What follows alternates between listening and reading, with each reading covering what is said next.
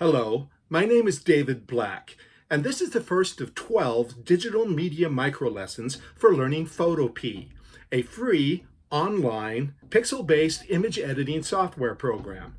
It has all of the features of an older version of Adobe Photoshop, but since it's online, you can use it on almost any kind of computer for free.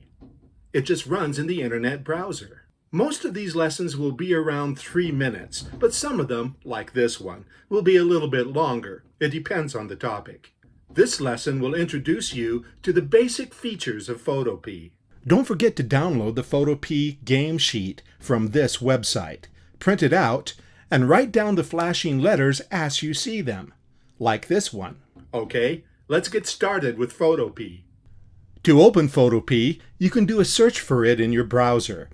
It will ask you if you want to create a new file or import a file from elsewhere. We'll open a new file. Let's make it 10 inches wide by 8 inches tall at 200 pixels per inch resolution. Now let's look at how the colors work a bit deeper, since this is a very essential part of learning Photopea. Down here at the bottom of the tool palette is the color picker, and it allows you to choose foreground and background colors. If I click on the foreground color swatch, it brings up this panel that allows you to choose different shades and tints of whatever basic color you want on this slider here. Let's say I want a dark green color. I move the slider to the green area, then in the larger window, click on a dark shade of green. You can see that the color is shown according to different color schemes. Without getting too complex, let's just say that you want to use an RGB or red, green, blue color scheme, which is what computers use, especially on the internet. You can adjust the brightness, saturation, and other properties numerically here. I then click on OK to finalize the color. I can do many things with this color. If I choose the paintbrush icon in the toolbar, I can adjust the size and hardness of the brush. Let's make it fairly large and turn down the hardness to about 30%, meaning it will have a soft edge. I can then go into my image window and start to paint. Notice how the edges are soft or fading into the background color, which is white. I can see this by zooming in, which I can do with the magnifying glass tool or by using Command and plus on my keyboard at the same time, or Control plus if you're using Windows. To zoom out again is Command minus. For your practice project today, you're going to be making an abstract art painting. Use the paintbrush and set it to different colors, sizes, and hardnesses. You can also change the opacity of the brush to make it more see-through, as if you were painting with watercolors. Go ahead and fill up your image with squiggly colors. Don't try to make anything in particular. Just pretend you are 3 years old and are finger painting, or that you are Jackson Pollock and throwing paint on the screen. The more random and the more colors, the better. You can go ahead and pause this video until you've filled up your image with squiggly lines. All right, it's looking good. Here's one that I did. We will now learn how to use the selection tools, which are very important for mastering Photopea. Using them, you can select specific pixels in your image and change them however you want. This is what Photopea does best. To use them, click on the square selection tool first, which is right here on the toolbar. It's called the marquee tool because when an area is selected, the edges look like a theater marquee with lights flashing around it, which are sometimes also called the marching ants. Except in Photopea, they don't really march. Never mind. With an area selected, you can do many things with it.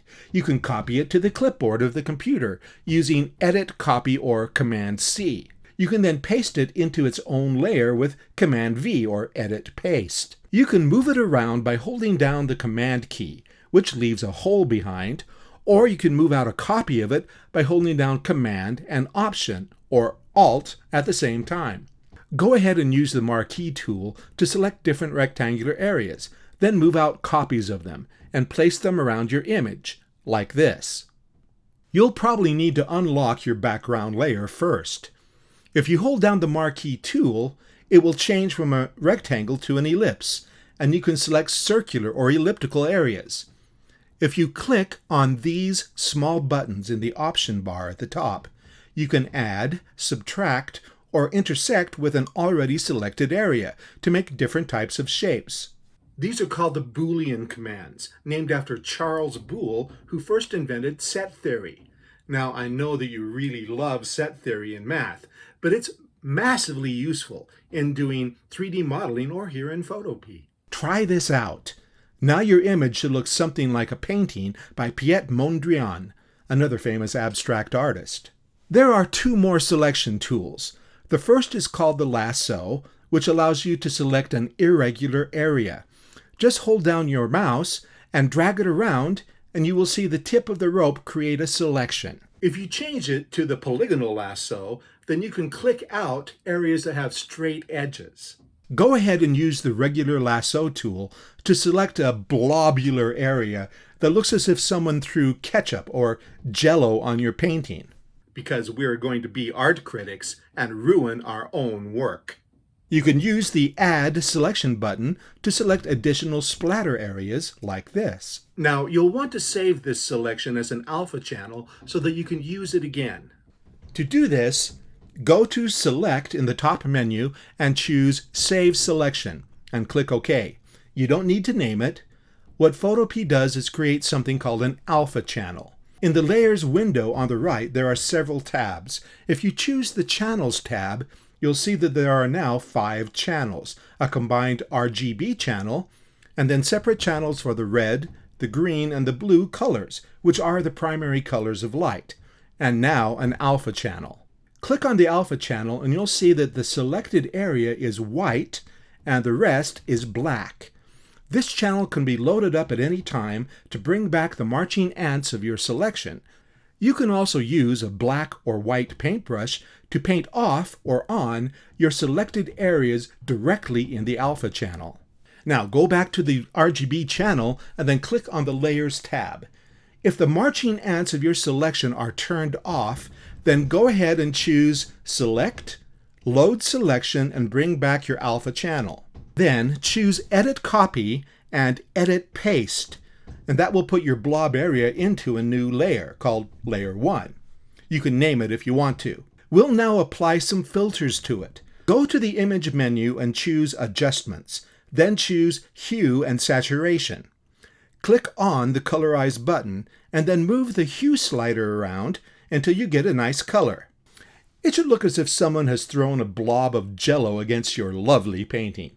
I like green Jell-O, so that's the color I've selected. Now let's make this look more rounded and three-dimensional. Under your Layers palette is a little button with an F in it, that's EFF, meaning Layer Effects. Click on it and the Effects window opens up. Then choose the Bevel and Emboss option. Set the bevel type to Smooth and then play around with the depth and smoothness and light direction until you get something that you like this. You will want to make the shadow color match your Jell-O color more closely by clicking on the Swatch button and choosing the color picker. One final step, let's add a drop shadow. Inside the same Layer Effects window, using the same light direction, make your shadow of the length, smoothness, and opacity you want. Now you may want to go in and actually turn your shadow color to something that matches your Jell-O. And this is now looking pretty good. Now you can still do more, such as using the dodge and burn tools to put highlights on your Jell-O blob, or you can add filters to it. For now, this is done. You'll want to flatten your layers by choosing Layer, Flatten Layers. Then save your image by choosing File, Export, and it's probably best to pick PNG for the file type. Give it a name that makes sense. Now, if you want to edit this again, you might want to save it as a PSD or Photoshop document, and it will keep the alpha channel.